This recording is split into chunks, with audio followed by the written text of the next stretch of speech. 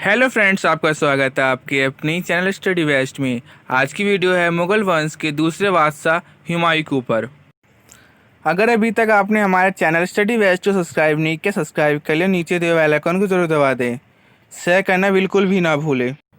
इस वीडियो में मैं आपको बताऊंगा मुगल बादशाह हुमायूं का जन्म कब हुआ, इन्होंने कितने युद्ध लड़े और इनकी मृत्यु कब हुई, कैसे हुई, और हुमायूं के बारे में बहुत सारी जानकारी मैं आपको दूंगा। अगर आप इस वीडियो को अंत तक देखते हैं तो इसके बाद आपको कहीं और से पढ़ने की ज़रूरत नहीं पड़ेगी। तो चलो अब हम शुरू करते हैं। हुमायूं 1530 ईस्वी से लेकर 1556 ईस्वी तक इन्होंने भारत पर शासन किया। इनका कार्यकाल दो भागों में बांटा गया है। एक 1530 ईस्वी से लेकर 1540 ईस्वी, दूसरा 1555 ईस्वी से लेकर 1556 ईस्वी। हुमायूं का पूरा नाम नसरुद्दीन मोहम्मद हुमायूं था। हुमायूं का जन्म मार्च 1508 ईस्वी में काबुल में हुआ। काबुल इस समय अफगानिस्तान में है। इनकी माता का नाम महाम बेगम था। इनके पिता का नाम बाबर था और यह बाबर के सबसे बड़े बेटे थे। इसी कारण से बाबर ने हुमायूं को अपना उत्तराधिकारी घोषित किया। गद्दी पे बैठने से पहले हुमायूं बदखशां का सूबेदार था। बाबर की मृत्यु के बाद राज्याभिषेक दिसंबर 1530 ईस्वी में हुआ। उस समय हुमायूं 23 वर्ष का था जब वो सिंहासन में बैठा। बाबर के बेटों में जागीरों का बंटवारा। हुमायूं के 3 सौतेले भाई थे, कामरान, अस्करी तथा हिंडाल। और बाबर जिस क्षेत्र से आया था वहाँ की प्रथा थी साम्राज्य को सभी भाइयों में बांटने का, और बाबर की भी यही इच्छा थी। इसलिए हुमायूं ने अपने पिता की इच्छा के अनुसार उन्होंने अपने राज्य का बंटवारा कर दिया, और इस प्रथा को तुर्की मंगोतियाई प्रथा कहते थे। बंटवारे के क्षेत्र में कामरान को काबुल कंधार दिया गया, मिर्जा अस्करी को सैंबल दिया गया, मिर्जा हिंडाल को अलवर एवं मेवाड़ दिया गया, और हुमायूं के एक चचेरे भाई थे सुलेमान मिर्जा, उनको बदखशा प्रदेश दिया गया। बदखशा प्रदेश वही प्रदेश है जहाँ पे हुमायूं राजा बनने से पहले वहाँ के सूबेदार थे। कालिंजर का आक्रमण 1531 ईस्वी। हुमायूं को कालिंजर पर आक्रमण गुजरात के शासक की बढ़ती हुई शक्ति को रोकने के लिए करना पड़ा, क्योंकि जो गुजरात का शासक था बहादुर शाह, उसकी शक्ति दिन प्रतिदिन बढ़ रही थी। क्योंकि भारत के पास तोपें सिर्फ उस समय मुगल के पास ही थे, पर बहादुर शाह ने भी तोपों का निर्माण कर लिया था और वह इस कारण हुमायूं को टक्कर का होने लगा था। हुमायूं को लगा कि बाद में मुझे इससे परेशानी हो सकती है। हुमायूं को लगा कि क्यों ना इसे पहले ही खत्म कर दिया जाए। इसलिए हुमायूं ने कालिंजर पर आक्रमण किया। और आपको पता है कालिंजर का आक्रमण हुमायूं का पहला आक्रमण भी था। कालिंजर किले पर आक्रमण के समय ही उसे यह सूचना मिली कि अफगान सरदार मोहम्मद लोदी बिहार से जौनपुर की ओर बढ़ रहा है। अतः कालिंजर के राजा रुद्र प्रताप देव से धन लेकर हुमायूं वापस जौनपुर की ओर चला गया। दोहरिया का युद्ध 1532 ईस्वी।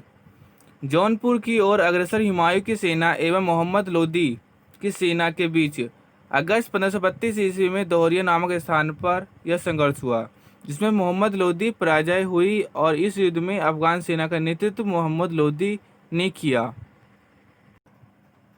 चुनार का घेरा। चुनार का दूध शेर खां के अधिकार में था।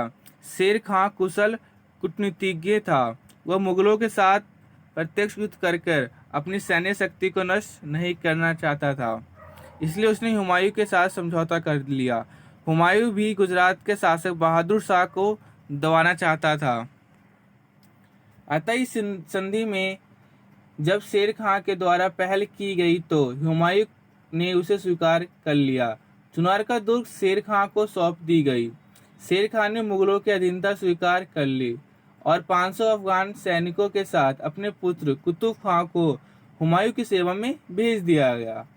हुमायूं शेर खां की चाल समझ नहीं पाया। उस समय शेर खां अपनी शक्ति बचाकर बंगाल विजय करने में सफल हो गया।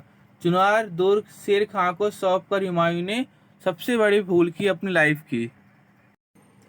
चौसा का युद्ध 15 जून 1539 ईस्वी में शेर खां एवं हुमायूं के बीच इस युद्ध में शेर खान विजयी रहा।